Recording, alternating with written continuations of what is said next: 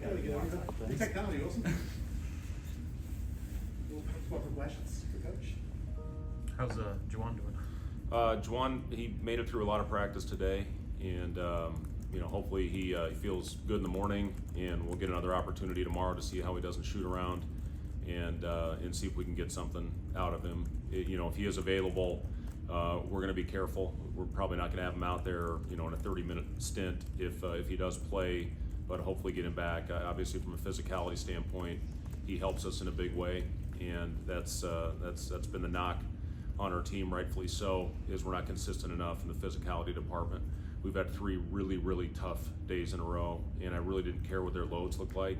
We've got the analytics and the sports science department, and I pay a lot of attention to that. We're very fortunate to have them, but when they laid out a load plan for me, I crumpled it up and I threw it in the garbage, and I said, we need to go hard, and we need to go physical, and that's exactly what we've done the last 3 days. I don't care what their legs are like tomorrow. We had to get after it, and the Coach Izzo football pads, we were just short of going out and doing that. So we'll see how we respond to it tomorrow. I know these guys are sore, but again, I really didn't care. We got 10 games left, and we need to get right and more consistent from a physicality standpoint. If we don't, it's going to be a bad second half of the Big Ten season. So hopefully we'll get Juwan back on the floor soon, get everybody right, and if it has to be shorter stints tomorrow, then so be it. But it's a big game, big opportunity, but I just felt we needed 3 really tough days of practice to get our minds wrapped around what teams are saying about us right now.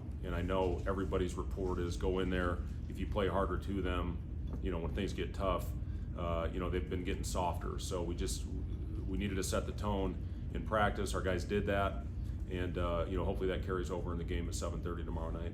How did you see the guys respond to that these 3 days? Yeah, I mean, they got after it. They did exactly what we wanted to do. That means nothing unless it carries over into the game, and I understand that. So it's one thing to go out there and do it in practice in a setting where they know they have to go hit somebody and they know they have to block out, and it's got to carry over into the game. And when things get tough, when things get hard out there, we got to get tougher. It's been a very disturbing trend for our team. When things have gotten hard out there, we've gone the other way, and we've gotten softer out there on the floor. You just can't continue on with that and expect to have any type of consistency and expect to win, especially on the road. And for us, we're playing the most physical team in our league tomorrow, one of the most physical teams in the country. It's the #1 team. They've got 1 loss in a road game at Penn State, and it's a team that knows how to win. So if we don't go out there and match physicality, Wisconsin has a way of making you look ugly. They did it to Michigan State twice. That's hard to do, to go out there and out rebound and out tough, one of the toughest coaches of all time, and in his teams. So we know what we need to do. They run their stuff. They're extremely efficient. One of the most efficient teams offensively. They're always going to be a great defensive team, but what they're doing offensively right now is very impressive. So we need to go out there and again, be ready for a battle. They're going to screen. We know that. They're one of the best verticality teams. They jump into you on that, and they're really well trained. So we just need to go out there and be really solid and very disciplined, and that will give us a chance. Were there any specific players that really rose to the occasion when you're trying to be more physical? Our older guys did a good job this week, and Rink, we've been pretty limited. He wanted nothing to do with that. He said, don't limit me this week, Coach. I want to be out there. I need to be out there, and he was out there for every rep in practice. So started with him. Josiah again was really good. It was good to have Juwan back out there in live reps, and again, Boogie's had a good couple days. He was good in practice. Kale was good the last few days, and I know Kale's going to go out and hit somebody. I talked to him about being ready. And again, if we're getting out tough, you looking back on it, the first guy I look at after every game is myself. I look in the mirror, what could I have done better? And I needed to have 5 guys out there that were playing more physical than the guys we had out on the floor the other night. When you go back to the game in Madison, how much was Wisconsin's offensive success just them making shots, and how much it had to do with you guys not doing the things physically that you were just talking about? Yeah, we missed assignments. There's no doubt about that. Anytime Connor Seaton's in the game, they're running plays for him, and we tried to go around screens. You're not going to get around Wisconsin screens. They're too good at it. And that's what got him freed up, and that's what got him confident. I think he hit 4 threes on us that game. But overall, yeah, they were unbelievable offense, but they've been unbelievable all year offensively. And we had some breakdowns, and again, when they got confident, we had a really tough time slowing them down. Offensively, we were pretty good. I think we shot right around 50%. We turned it over too much. And that's the other thing I've talked to our guys about. When you look at our formula for success, when we take care of the ball and when we rebound, we win. And when you look, I'll just use our last 3 games as an example. We play Northwestern, and we took care of one of those 2. We rebounded well. We out-rebounded it by 14. We turned it over 18 times, and we won a close game. We play Ohio State. We had 6 turnovers, and we out-rebounded them, and we won by almost 20. And then you go on the road, and we get out-rebounded, and we turn the ball over, 17 and 18 in offensive rebounds and turnovers, and we get our ass kicked. So that's the formula. If you go out and take care of both, you're going to win. If you take care of one, you're going to have a chance. If you don't take care of either, you're going to get blown out. And it's a huge emphasis right now because teams are pressuring us, and we got to use it against them. You know, your eyes should light up when you see pressure. You should be able to use that pressure against them and get good looks when that happens. But we're playing in a crowd too much. We're over penetrating, over dribbling, and if we make simple plays, when we do that, we get the defense shifted, we have a pretty darn good offense. How does, just kind of broadly speaking, preparation change for seeing a team a second time in a season versus the first? Well, you have obviously plenty of examples from the first time of what went well and what didn't. And offensively, we had some pretty good possessions. Defensively, we didn't have very many.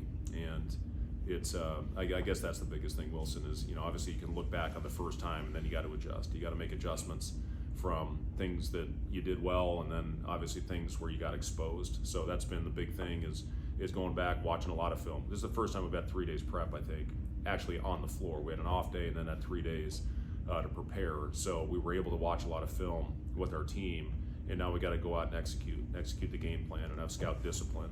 And if you do that, we should have a chance. K-State's had a couple quieter games. Is there anything you can do to get him going more? Is that something where you don't want to press that issue, just let it come naturally? Yeah, I mean, obviously he missed a couple where he was all by himself, I think, on 2 of his shots that didn't go in, and that just doesn't happen very often.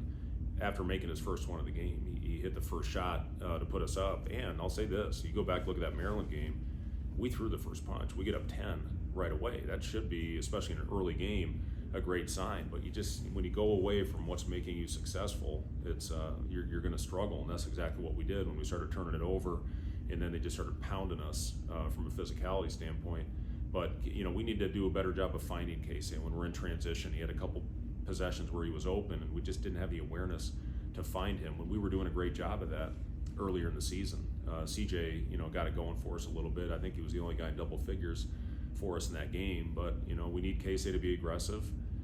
He obviously takes contested shots, but he can make some of those as well. And the Northwestern game, I think, was a perfect example. You got to be diligent, you got to keep moving, and eventually you're going to open up and get free space, and that's what he did to hit the game winner against Northwestern, whatever it was, a week and a half ago. So we need to do a better job of finding him, but the pressure that was applied by Maryland, that made it tough for us to really execute, and when you can't get the ball over half court, it's hard to get a guy a shot. Fred, getting an opportunity to play a top 10 team at home again for the second time this year, how big of an opportunity is this for your squad? Yeah, it's huge, and our guys know that. They read all this stuff that's out there, and it's a great opportunity to play an unbelievable basketball team. And I'm telling you, Greg Gard has done a phenomenal job with this group, and AJ Storr has been terrific, and everybody. I mean, Klesmet, Chucky's been terrific on both ends. They're bigs with Wall and Crowell and Winter off the bench. I mean, they're a really good team, 1 through 10, and they pose a lot of challenges. So opportunity to play against the #1 team in your league, it's always it should be a fun game. Hopefully our guys go out there. I know our crowd is going to be phenomenal, and we got to give them a reason to get behind us early, and I'm confident our guys will. They've had, like I said, a good week of practice, and if you have any pride from what happened to us on the road last week, you'll bounce back and you'll play with great effort. And if we do that again, I know we'll have a chance. With Juwan, how much of it is physical with his recovery, and then how much of it is mental, just given his injury history and what that's seen at Rutgers? Yeah, I don't think there's too much mental, Robin. I just think, you know, for him, once he gets out there and in the flow, I think that will all be in his past, and you know, he can just go out there and react and play, because it is. I mean, you do have a little bit of that. You know, when you have an injury, he thought the worst, obviously. I mean, he thought it was going to be a season-ending injury, so that did take a toll on him emotionally. And you know, again, we talked about being careful with him, and you know, after having a good week, he just wasn't quite ready, and we feel that he's almost there. Whether he goes out there and plays 20 minutes, 5 minutes, no minutes, we'll know that tomorrow. But you know, he's in a much better place now than he was a week ago. Thanks, guys.